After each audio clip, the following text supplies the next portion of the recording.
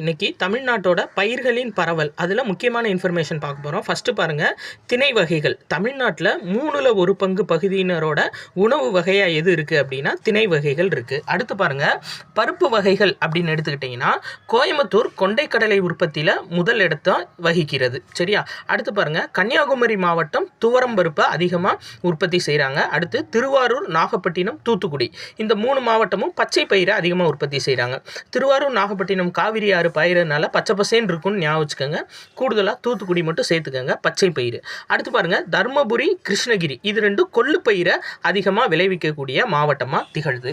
அடுத்து பாருங்கள், முக்கியமான எண்ணெய் வித்து பயிர் எது அப்படின்னா நிலக்கடலை. சரியா? அடுத்து தமிழ்நாட்டோட முக்கியமான வாணிப பயிர் எது அப்படின்னா கரும்பு. அடுத்து பாருங்கள், பருத்தி. இது என்னன்னா வறண்ட காலநிலை இதுக்கு தேவைன்னு சொல்லியிருப்பாங்க. இது கோயம்புத்தூர் பீடபூமியிலையும் வைகை மற்றும் வைப்பாறு பகுதியிலையும் காணப்படுதுன்னு சொல்லியிருப்பாங்க. அடுத்து தோட்டப்பயிர்னு எடுத்துக்கிட்டால் மெயினாக நம்ம பார்க்க வேண்டியது தேயிலையும் காப்பியும். ஸோ தேயிலை பொறுத்தவரை அசாம் மாநிலத்துக்கு அடுத்தபடியாக அதிகமாக விளைவிக்கிறதுல தமிழ்நாடு 2வது இடத்துல இருக்குது. அதே மாதிரி காப்பி எங்கே அதிகமாக காணப்படுது அப்படின்னா ஏற்காடு மலைச்சரிவு, ஏழைகளின் ஊட்டின்னு சொல்லுவாங்கள்ல, சேலம் மாவட்டம் ஏற்காடு மலைச்சரிவுகள்லாம் காணப்படுது.